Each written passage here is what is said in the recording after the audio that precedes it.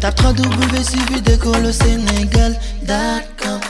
À école au Sénégal, c'est facile, tu n'as qu'à te connecter. Tape école au Sénégal, les leçons sont beaucoup plus détaillées. Bonjour chers élèves du Sénégal, bonsoir pour d'autres. Me voici de nouveau en face de vous et en votre compagnie. Monsieur Diop, professeur de PC dans la plateforme numérique École au Sénégal. Chers élèves, aujourd'hui, nous allons visiter un chapitre très intéressant, très pratique, qui vient dans la partie électromagnétisme du programme Terminal S. Ce chapitre-là s'intitule Mouvement d'une particule chargée dans un champ magnétique uniforme. 2 points, la force de Lorentz. Dans ce chapitre, il est sa question d'une nouvelle force magnétique qu'on appelle la force de Lorentz. Aujourd'hui, nous avons proposé 3 exercices pour étudier l'application de la force de Lorentz. Donc, exercice de physique sur la force de Lorentz. Donc, l'exercice 1 s'intitule le spectrographe de masse. On va étudier le spectrographe de masse. Chers élèves, cette application-là est très intéressante et très pratique. Et vous ne pouvez pas ne pas être évalué là-dessus. Cet exercice-là vous sera proposé dans un devoir. Ça peut être le premier devoir du second semestre, ou bien le deuxième devoir du second semestre, ou bien même en composition.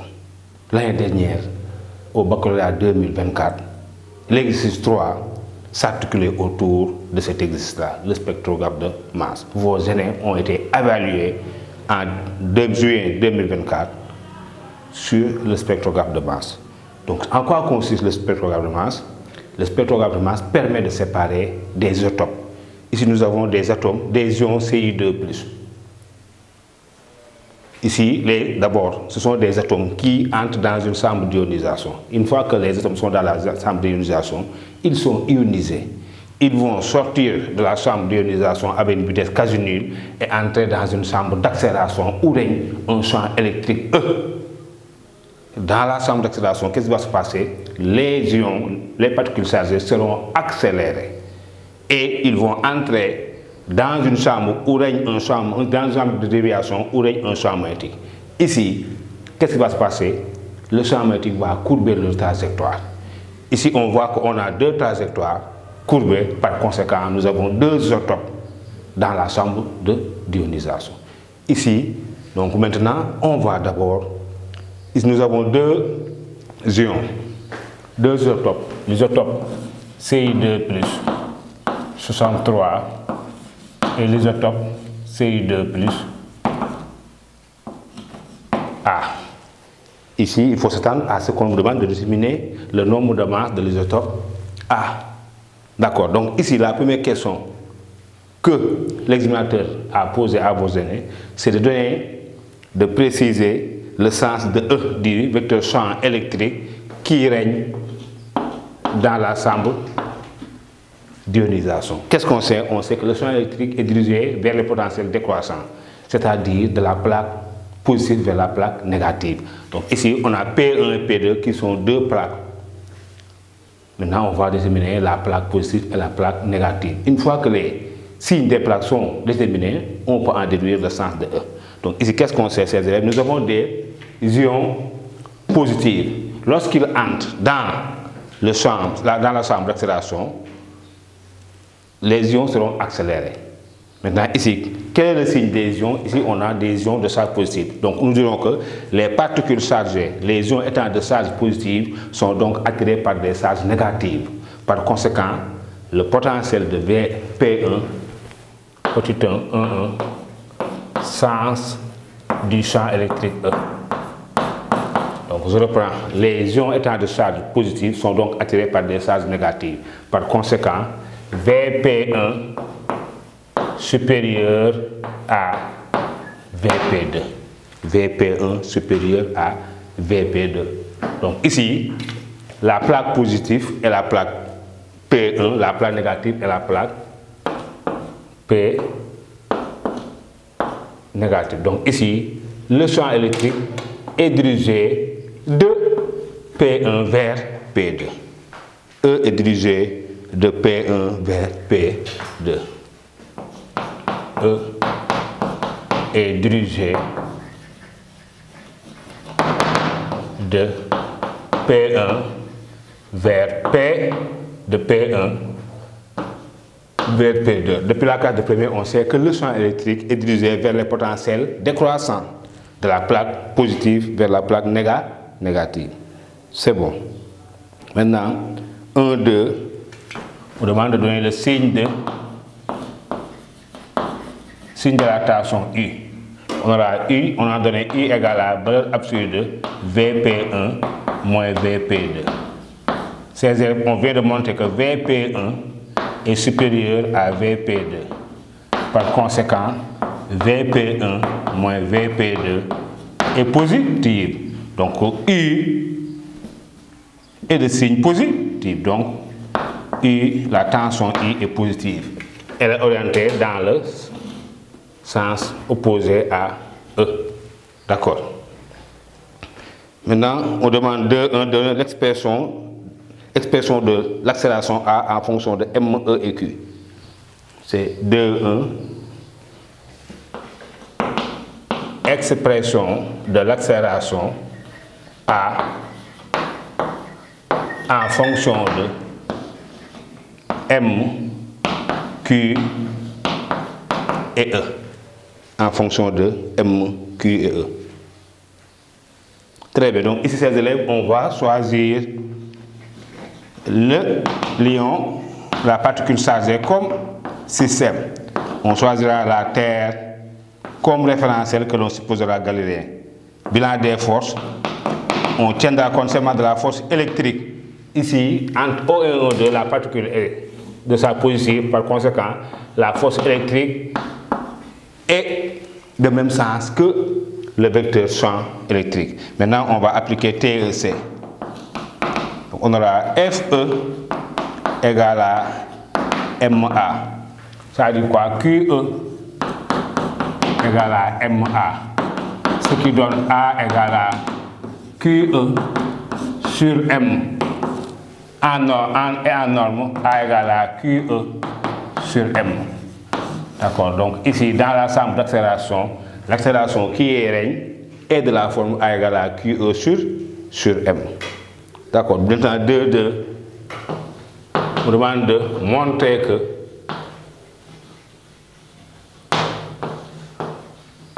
les deux ions ont la même énergie cinétique. EC1 égale à EC2. Les deux ions, l'ion Ci2 plus 63 et l'ion Ci2 plus A ont la même énergie cinétique. Là, on va appliquer TEC entre O1 et O2. TEC entre O1 et O2. On aura dans ce cas EC moins 0, ici la vitesse est nulle, initiale, égale QU. On aura EC égale QU égale à une constante. EC égale à QU égale à une constante. Parce que Q est une constante, U de même. Donc on aura EC1 égale à EC2. Comme l'énergie cinétique est une constante, EC1 égale à EC2.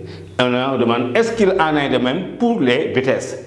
On aura pour le 1, on aura 1 demi de M1 V1 carré égale à 1 demi de M2 V2 carré. Donc ici, les 1 demi vont sauter, donc on aura M1 V1 carré égale à M2 V2 carré. Ici, on aura V1 sur V2 égale à V1 sur V2 égale à M2 racine carrée. Et ça, c'est différent d'une constante. D'accord, parce que ici M2 est différent de M1. Donc V1 sur V2 est différent d'une constante du quoi? V1 est différente de V2. Chaque particule chargée aura la même, les deux particules chargées auront la même énergie cinétique, mais ils auront des vitesses différentes. C'est bon. Maintenant 3.1. On demande de donner le sens de B pour que les ions particules chargées se dirigent vers le bas. Ici, on va appliquer la règle de la main droite. Ici, la particule chargée est positive. D'après la règle de la main droite, vous voyez, hein, ici, F est vers le bas, au point O2. F magnétique, ici dans le champ magnétique, on a une force magnétique qui est orthogonale à la vitesse. Donc ici, d'après la règle de la main droite, B est comment? B est sortant. D'après la règle de la main droite,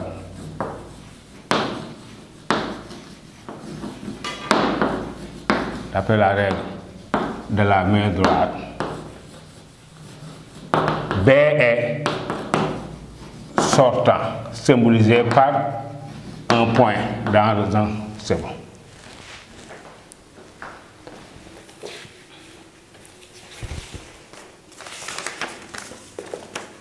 Maintenant, on devrait représenter 3,2, représentation de Fm.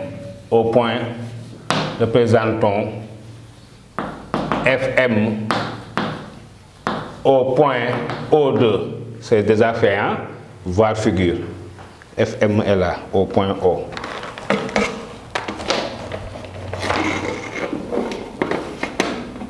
Au point O2.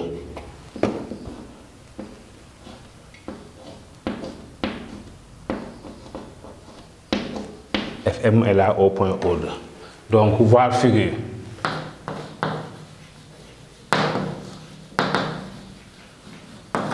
Voir figure. Maintenant, 4.1, on demande de montrer que le mouvement des ions est circulaire et uniforme.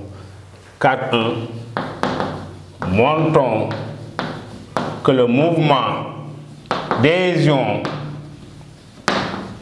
dans la chambre de déviation, dans le champ magnétique B, est circulaire et uniforme.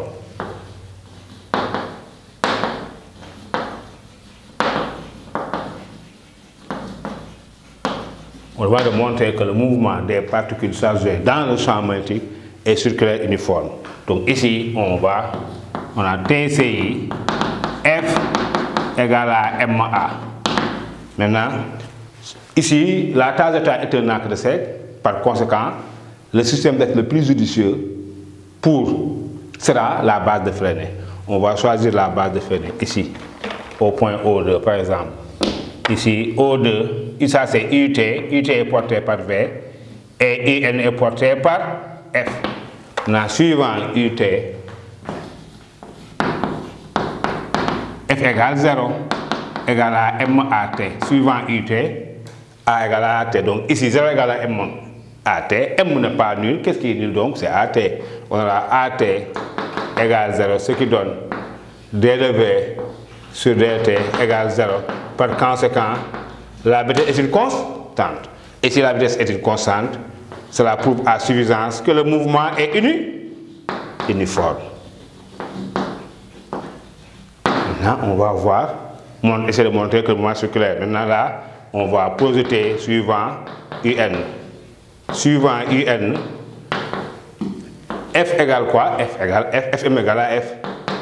Et MA, A c'est AN. D'accord, donc F c'est quoi? C'est QVB égale à MV carré sur ρ. Donc ici, en simplifiant, donc on aura QB égale à MV sur ρ. Ce qui donne ρ égale à MV sur QB égale à une constante. Ici, c'est le rayon de courbe de la trajectoire est une constante. Par conséquent, la trajectoire est un cercle. Un cercle n'est rien d'autre qu'une courbe dont son rayon de courbe est une constante. D'accord. Donc ici, on a ρ égale à R égale à MV sur QB égale. Donc ici, on a un mouvement circulaire de rayon R. Donc le mouvement des particules chargées dans le champ magnétique est un mouvement circulaire de centre C et de rayon CO2 égale à R égale MV sur QB. C'est bon. Maintenant, 4.2, on demande d'exprimer expression de R en fonction de B, M, U et E.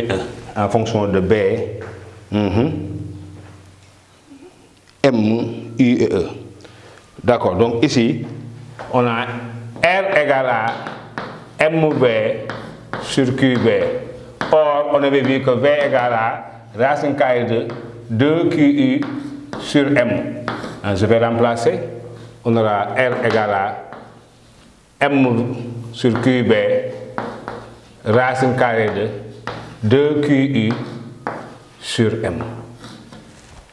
2QU sur M. Donc ici, nous aurons R égale, je vais mettre M sur Q dans le radical. Donc on aura 1 sur B racine carrée de 2QU sur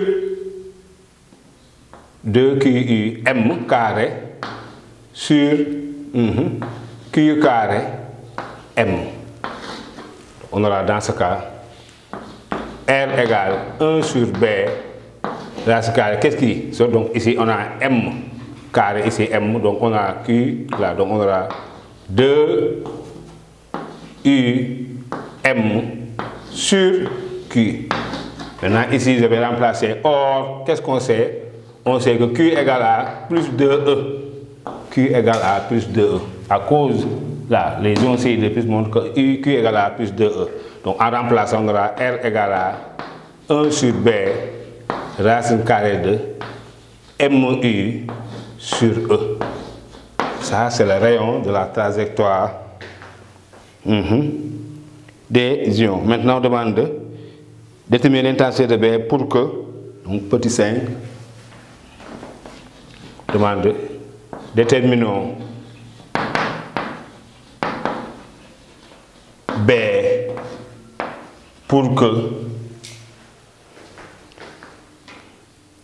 O2 T1 pour que O2 T1 égale à 18 cm et que la masse de l'isotope Ci2 plus 63 égale à 105,21 10 moins 27 kg égale à 105,21 10 moins 27 kg.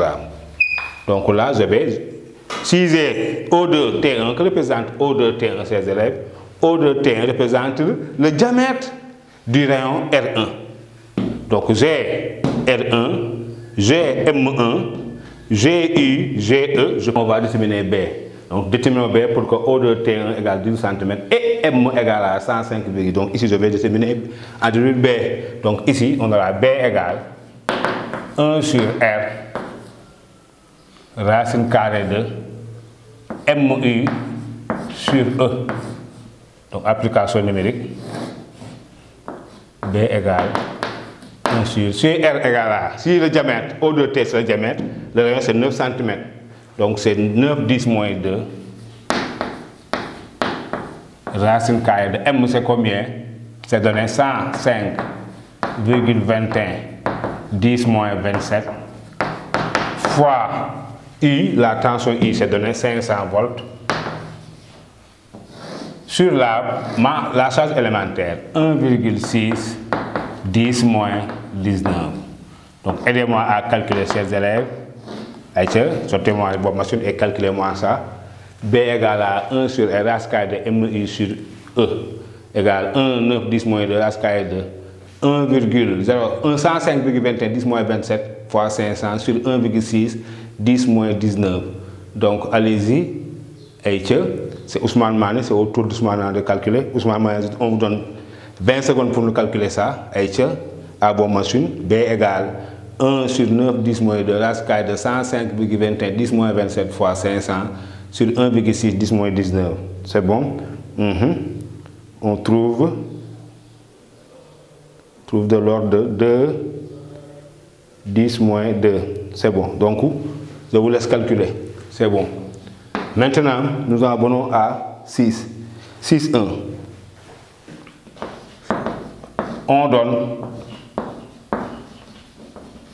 O2 T2 égale à 18,4 cm. Ici, le diamètre le plus long, A pour mesurer 18,4 cm.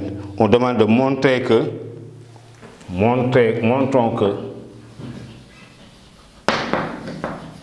O2 T2 sur O2 T1, oui, montrons que O2 au carré égale à M2 égale à A2 égale à A2, ça veut dire A sur 63. D'accord, donc ici, nous avons R1 égale à 1 sur B, racine carrée de M1 U sur E. R2 égale à 1 sur B, racine carrée de M2 U sur E. En faisant le rapport R2 sur R1, on a la racine carrée de M2 sur M1. Et là, R1 au carré, rapport des rangs égale au rapport des diamètres, égale à O2 T2 sur O2 T1 au carré, égale à M2 sur M1. M2 c'est quoi? C'est A fois U. Et M1 quoi? C'est 63U.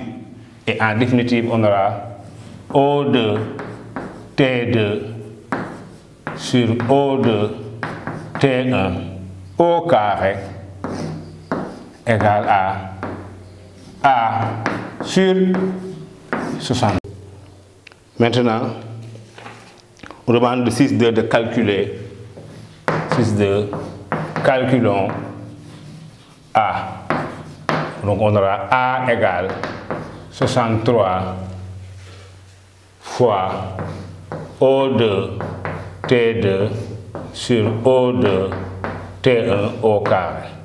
On aura A égale 63 fois 18,4 sur 18 au carré. C'est les machines. Donc pour connaître la finalité, chers élèves, dans le cadre d'un exercice sur spectrogramme de masse, la finalité de l'exercice en général, c'est déterminer le nombre de masses d'un isotope inconnu. D'accord. Ici nous avons deux isotopes. L'isotope Ci2 plus de nombre de masse 63 et l'isotope Ci2 plus de nombre de masse A. La finalité de l'exercice à 90%, c'est de calculer, de déterminer le nombre de masses A de l'isotope, d'accord, inconnu. Donc ici, en calculant, on trouve de l'ordre de 66. Donc, chers élèves, voici un exercice très complet sur le spectrogramme de masse. Et je vous rappelle que l'année dernière, en session 2024, au mois de juillet, l'Office du bac a proposé une épreuve de bac où il était question d'étudier le spectrographe de masse. D'accord. Donc, et je vous ai dit que vous ne manquerez pas d'être évalué là-dessus. Vous serez évalué à coup sûr pour le premier devoir du second semestre, ou bien le second devoir du second semestre, ou bien en composition. Vous ne pouvez pas ne pas être évalué. D'accord. Donc, vous l'avez une dernière fois. Vous ne manquerez pas d'être évalué dans un exercice relatif au spectrogramme de masse. Soit ce sera le premier devoir du second semestre, ou bien le deuxième devoir du second semestre, ou bien en composition. À coup sûr, vous serez évalué. Donc, c'est un exercice qu'il faut répéter pour avoir la main, pour ne pas se sentir dépaysé le jour où vous serez en face d'un exercice sur spectrogramme de masse. C'est bon. Maintenant, nous allons passer à un exercice de format différent. Donc aujourd'hui, nous allons proposer 3 exercices de format différents. C'est bon. Voici l'expectrographe de masse. Exercice 2, nous allons nous intéresser à la déflexion électrique. Tape 3W suivi d'école au Sénégal.